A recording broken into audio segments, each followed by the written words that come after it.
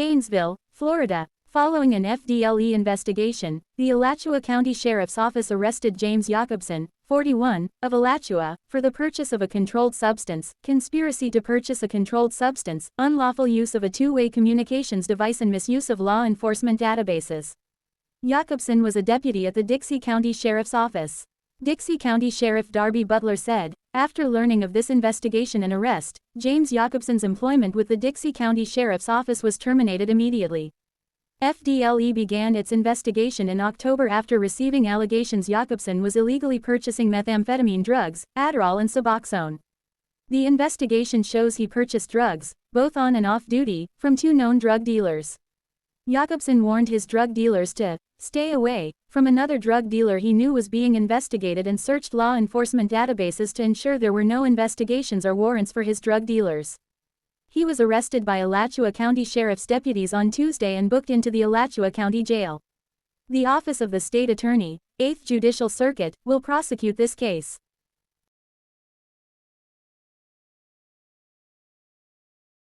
So we're talking about ex-Sergeant James Yakubsin and his alleged drug ring.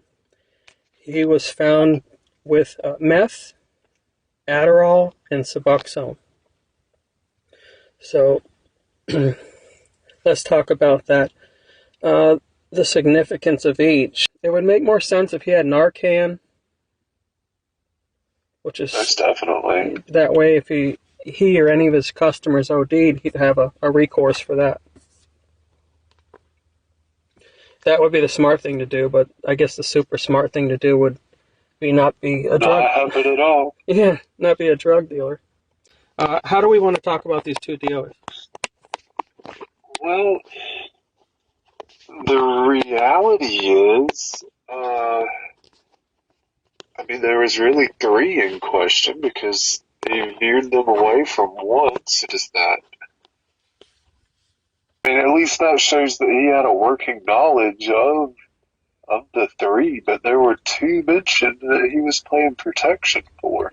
Right. So he's definitely bouncing between the two. Right. If all these drugs were solely for personal use, then I don't see why he would need 2 and 3 dealers. Exactly. So it's pretty obvious to anyone with a brain that this was a commercial enterprise. Most definitely. Right. And I think FDLE is not really telling a lot about how he got caught. All we know is somebody, a little birdie told him, basically. I'm really interested to know, or you would think that they would leave a disclosure that there may be additional charges coming. Right. I would love to know how he got caught. It really leads me to believe one of the dealers rolled on him. Yeah, maybe he was coming down on them too hard, or maybe the split was uneven and he kept shaking them down. That's what I'm thinking. I'm thinking one of the dealers must have asked for immunity or something of that nature. Because otherwise they would have a disclaimer at the end, that say investigation still pending, there may be additional arrests. Perhaps. That's the only thing I could think of, is one of the dealers. You can't stop people from talking, right? Nope. So one of these dealers told somebody, a girlfriend, one of their working girls, whoever, word on the street is this cop is dirty, all right? Now, any one of those people that want to bring him down or have anything to gain from it could have spread the word. It just takes a simple email to FDLE. Exactly. That's all FDLE needs, is a tiny little whisper of something, and then they dig into it deeper. So I guess it calls for a lot of speculation how he got caught. We don't know that yet, and we may never know it. So let's move on. His employment history, and let's go with High Springs, 2012 to 2020, making $650 to $750 a week. Not a whole lot of money, but back then you didn't really need, things were affordable. It wasn't like they are now. So, disciplinary record from High Springs, he was late 5 times in 5 months. He missed a training seminar, and he missed a court date. The way it's worded on there, if you read the report, and I'll put that up on the screen, for people at home. It says neglectful and oversight in routine backup response to service calls. So it sounds like he was just super unreliable. Even to his fellow officers. Yeah. Yeah. That's just not what you would expect coming from a former Marine. No, not at all. I mean, not at all. Punishment included demotion from sergeant to officer, a pay cut, 6 months probation, 3 days loss of city vehicle. But before any of those punishments could be carried out, he went ahead and quit. Okay. We're at this time, we don't know if he has any prior employment at GPD. I've emailed them twice, and they have yet to get back to me.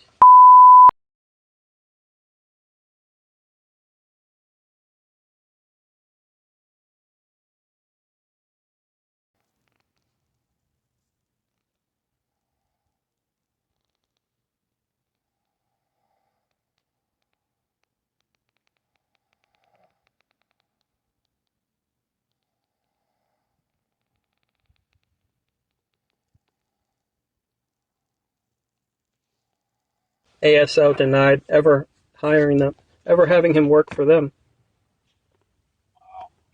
As far as Dixie County goes, apparently they love him. They promoted him to sergeant. So you got High Springs demoting him, and you have Dixie County promoting him.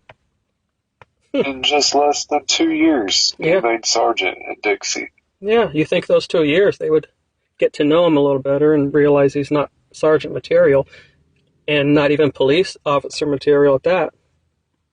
Precisely. So, no public information requests via email. Thanks a lot, Sheriff Butler. But that you're not going to get anything from them emailing them. They're not doing public records requests via email, which is very archaic. And if you try to call up their public officer, their public resource officer, information officer, the voicemail is going to be full, and you're not going to get through to them either. So, as far as the Dixie County Sheriff's Office, they're really not scoring very high in the transparency department. That's a shame. They're obviously not running a tight ship either. Okay, how this environment, this environment in High Springs, they saw through his bullshit, and they were making steps to discipline him for that, right? Dixie County not only didn't seem to investigate his prior work history, or they allowed this person, Tardy and everything, to come work for us, and we'll even promote you. And not only that, they provided this dynamic of an environment where he's able to grow into this villain, into this person that has no oversight, no one's watching him. His vehicle doesn't have GPS. He's running around doing whatever the hell he wants on the taxpayer's dime, right? And that includes his criminal enterprise that he concocted. So that's just insanity to me. People that are trained to catch, the slightest bit of slip from normal behavior, and you can't even catch one of your own that's tweaked out on drugs. That's a tremendous point. These people are supposed to be highly trained. Okay, they pull you over, and when they can ascertain whether you're under the influence, yet they have this sergeant working for him for 2 years, and they can't tell that he's high on at least one of 3 drugs.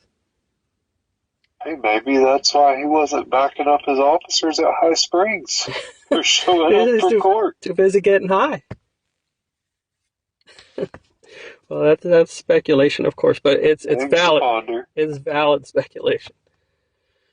So Dixie County, piss poor on the public records transparency, piss poor on the ability to screen their potential employees.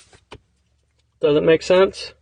And piss poor on the oversight by creating an environment where there's no oversight. The sergeant runs around and turns into a villain on taxpayer dime, on Dixie County time. They have no GPS in their vehicles.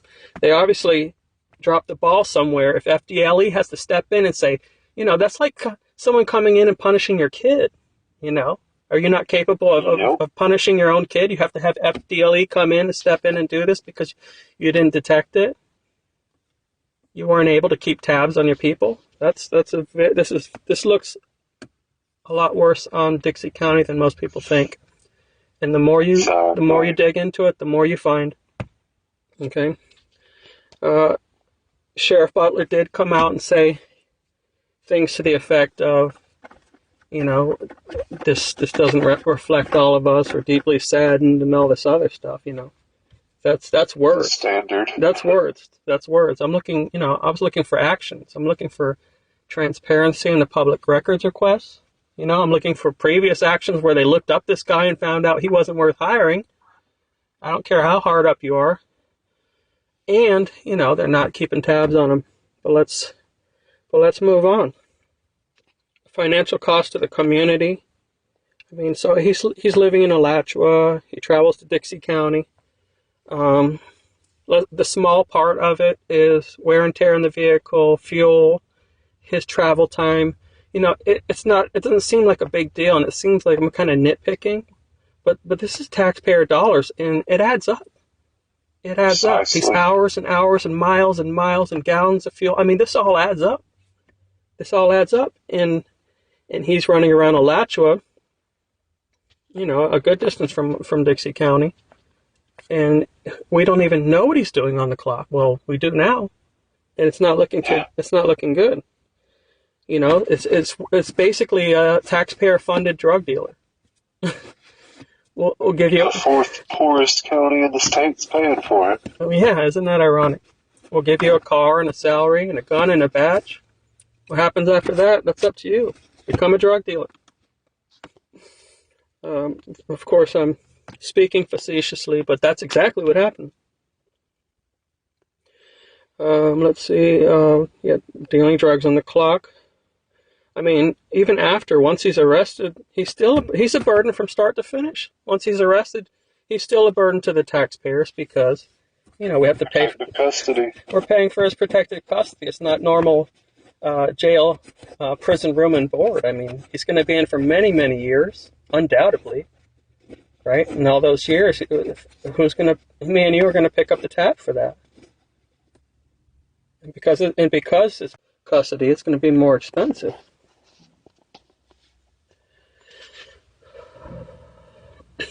Okay, emotional cost to the community. It's the obvious lack of trust. His friends, his family, the community itself. He just let everybody down all at once.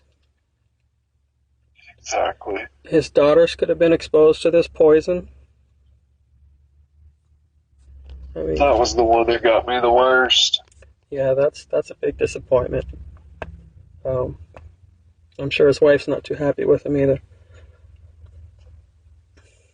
3 girls in Chiefland just got poisoned. We don't know if that was his stuff. Exactly. But it just goes to show how easily it could have been. It could have easily been his stuff. We need to look at how many people have died in the past 2 years in Alachua County. Maybe even Dixie County too. And that just, once you know that number, it just kind of makes you wonder what percentage of that number is due to him. He could be killing people with this poison, and we don't even know about it. Yep. Well, we know about it, we just don't know how many. We don't know how many. It kind of makes you wonder, when you catch somebody like this, of this magnitude, of this villain, it kind of makes you wonder, how many are running around uncaught? Yep. How many are out there just like this that just haven't been caught yet? It's ridiculous. Let's recap the worst. He missed a court date and a criminal went free. Possibly connected to multiple overdoses. And worst of all, he put hundreds of convictions at risk of being overturned. Yes. That's a major takeaway. Everything is in question now that he's ever done. Everything he's ever done is now eligible for a retrial. This is going to burden the court system so incredibly much that most people have no idea how it works. It's already overburdened. And for something like this to happen, it just opens the floodgates for all these criminals to have a retrial. And, let's be fair. Let's just say most of them are guilty and deserve whatever they get, right? This gives them another bite at the apple to get out and be among us again. Exactly. They're telling how long they've had to work another angle of their case. Yes. And that's our number one issue with the James Yakubsin drug ring. And that's all we have for now, and we'll see you on the next one.